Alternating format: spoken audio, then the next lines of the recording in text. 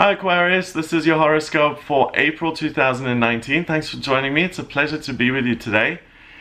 Now, April is kind of a chill month a little bit. There's not that much going on in terms of the astrology. We had a super intense start to the year. We had 3 super moons, and it's been really intense in January, February, and March. The first 17 days of April here, you get a chance to go, and relax. So after that, planets move into fire signs and things start to heat up and the pace heats up. But at the beginning of the month here, you really get that break. Mars, the male principle of drive and desire and what you want, is in Gemini in your 5th house of romantic relationships, having fun, and children.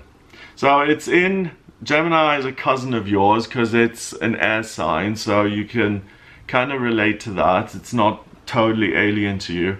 And Mars rules Aries, so what I desired, what I wanted yesterday, what I'm not going to compromise on. In Gemini, it's about information. It's communicating, it's gathering information. If you look at the glyph of Gemini, it's a Roman numeral 2, and it's a doorway, so Mars is looking at different ways of connecting, different ways of doing things. In the 5th house, this is perfect for single Aquarians because you will really enjoy dating and dating different people and getting a variety of people and seeing how different people are and operate and what you like and what you don't like. If you're in an existing relationship, your communication is going to get much better and you're really going to see where you are in your relationship and you're going to just understand it much more. You're also going to become more passionate and interested in your relationship rather than work or other things that may have been on your plate so far. On the 6th of April as well, we have a new moon that happens in your 3rd house of communication, which is like Gemini. So communication is up here for you this month. The new moon is when the moon is pitch black and it pulls energy in. I'll make separate videos on the new moon and the full moon. In this case, it pulls in Aries energy. So it's about, what do I want? What do I want to communicate?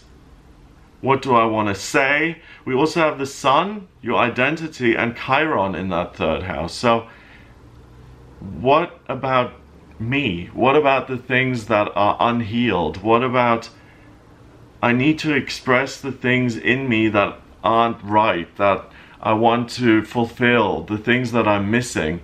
So if you're in a relationship and certain needs aren't being met, it's likely that you express those and that you can't help yourself but really say, you know, I need more, or I feel like something needs to be healed before I can connect, and maybe we need to talk about this and resolve it so that I can feel healed. So it seems like something is missing, especially when it comes to relationships. So that's something that you can look at, and you have a lot of time here at the beginning of April to look at that. Astrologically, nothing interrupts you. On the 17th of April, Mercury, the communication planet, it's direct, and it goes into Aries in your 3rd house of communication. It joins Chiron, you're transiting midheaven, and the sun. So you become crystal clear about what needs to be healed in your identity, in your personal life, and in your working life. Now, it's part of the human condition to be unhealed in some way, either physically or relationship-wise or money-wise, career-wise. Very few people have everything working. If everything is perfect and everything's working, that's great. That usually means someone has a wonderful connection with their higher self.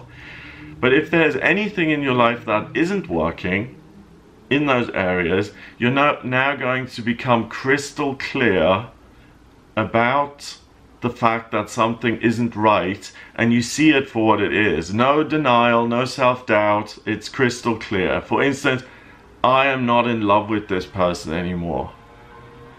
I'm still hurt about what happened to me at the age of 5, for example. You know, those things are going to be crystal clear. You'll receive them and you'll be able to do something about them because you have the info. On the 19th, we have the full moon in Libra. So we get the best of both worlds this month. Aries is me, me, me. Libra is about building bridges and connecting. So the full moon is when the moon releases its energy and it showers you in its energy. It's releasing this Libra energy in your 9th house of exploration, travel, and broadening your horizons. So it allows you to build bridges with ways of healing your working life by connecting you with people who may offer you something else, or seeing a way out, or seeing a way of employing yourself. Or if it's relationships, seeing a way of overcoming the problem, or seeing the person who you need to connect with, or finding a way of communicating with the person you love that you haven't ever been able to do before. You just find the ability to overcome the bump in that glyph of Libra. The actual sign is a bridge with a bump in it. And maybe for the first time, you have the confidence and the confidence to say, I am not completely fulfilled in this relationship and I need something else. It takes a lot of confidence to say that kind of thing, but if you do, it will help you heal and it will allow you to become a complete person, or a more fulfilled person. Why be in something that makes you unhappy? You do have to think about yourself sometimes. Charity begins at home, and April is really your month to think about your relationships, your work, your identity, and what's not healed. The astrology is kind of forcing you to look at yourself to make things better for yourself. On the 21st of April, we've got Venus moving into Aries in your 3rd house. So now it's like, what do I love? That's crystal clear. If I don't love the job, it's got to go. If I don't love the person, it's got to go. Aries is really direct and forward and aggressive. In your 3rd house of communication, you're putting it under a microscope and you're saying, what is it that I love? If you're single, you're really going to be looking for love. And you'll go out there and date and enjoy that and try different things. 21st of April is also Easter Sunday, my favorite Christian holiday. It's about death and rebirth, overcoming the impossible, the phoenix rising from the ashes. And at 4 o'clock in the afternoon on the 21st, the moon goes into Sagittarius, which is a fire sign, the centaur with his bow and arrow pointing at the future, galloping forward, something that he enjoys, that fills him with enthusiasm, that's full of good luck and joy and hope and expectation. It's ruled by Jupiter, the good luck planet.